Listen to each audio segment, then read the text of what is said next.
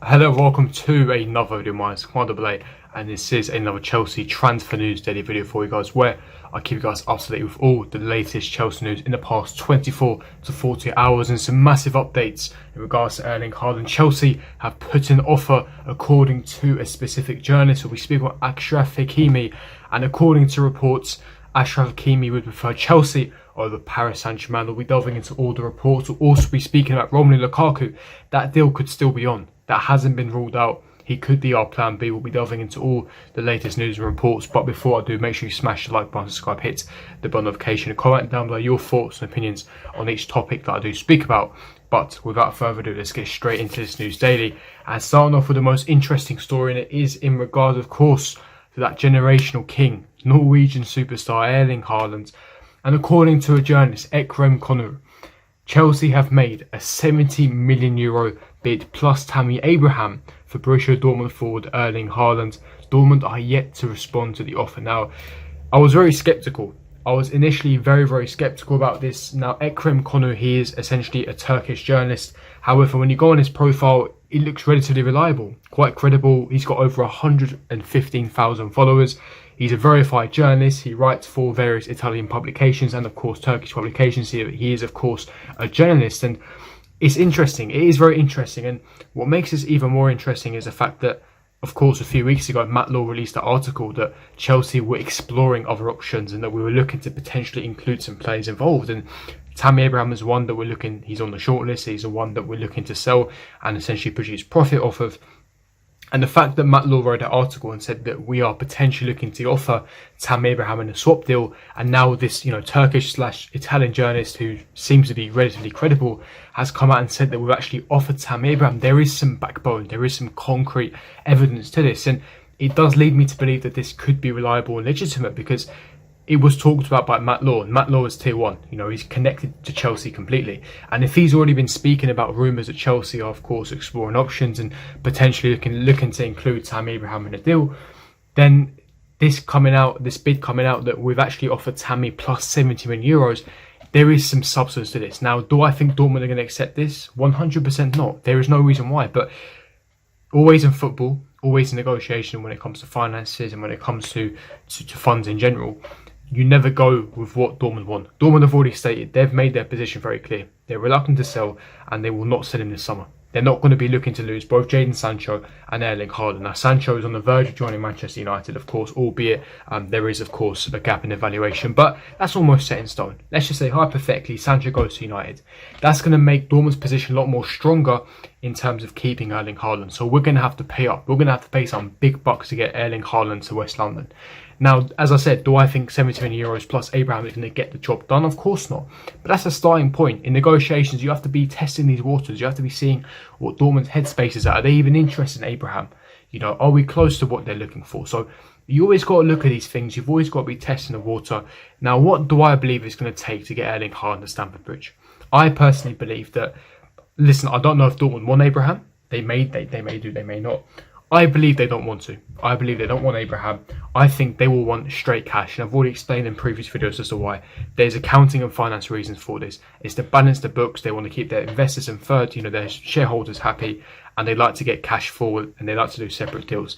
Now, they have got an option to buy back Isaac. Now, if you guys watched the Euros, if you watched Sweden-Spain last night, you saw Isaac's performance. He's a young, Swedish, up-and-coming star, and Dortmund have a €30 million buyback option on him. So, hypothetically, if they did sell Erling Haaland, they can buy Isaac back.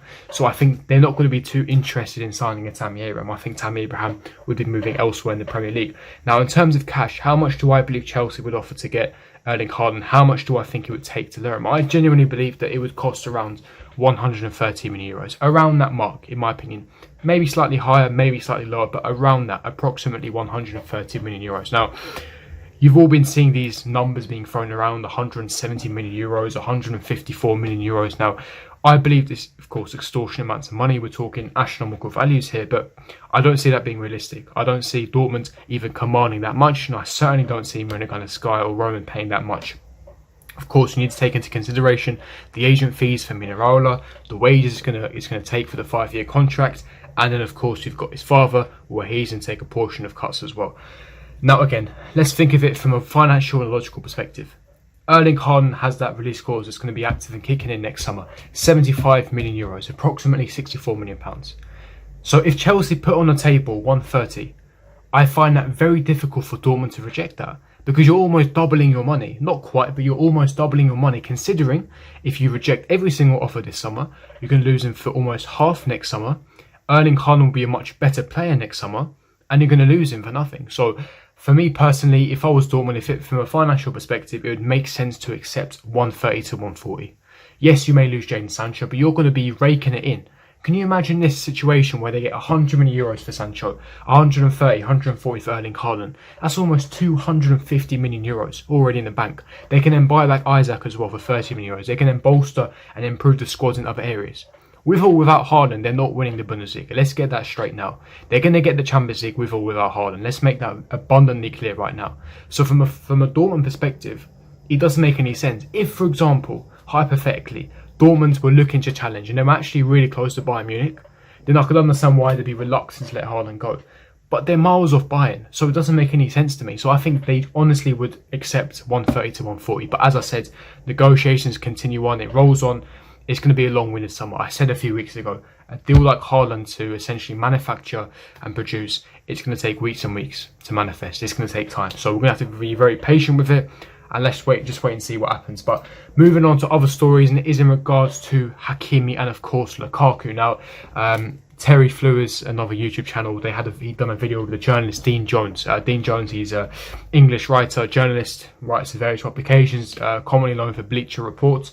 Mixed credibility, mixed reliability. He's very hot and cold, on and off, but essentially summarising what he said with Terry in regards to Hakimi, he said that people were adamant Dortmund won't lose Sancho and Haaland in the same window. Chelsea need to know if they can sign Haaland or move on quickly. If the financial situation gets bad at Inter, I wouldn't rule out Romelu Lukaku leaving. Now, a few weeks ago, Lukaku and his agent came out and said that he was on the phone to Inzaghi, who is a new Inter Milan manager. They've got a fantastic relationship. They're looking to work together for next season. And listen, all of us thought, right, that's it. Lukaku's staying.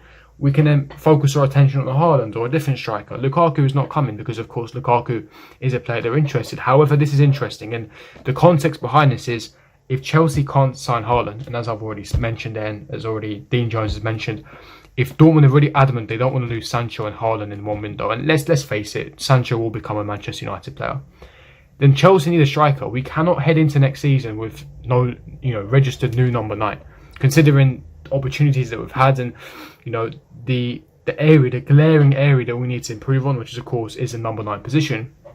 I don't see a world in which Chelsea don't, in fact, sign a striker this summer. So, for me, as I said, Lukaku is always on the table, but it's going to be difficult. Lukaku is happy in Inter Milan.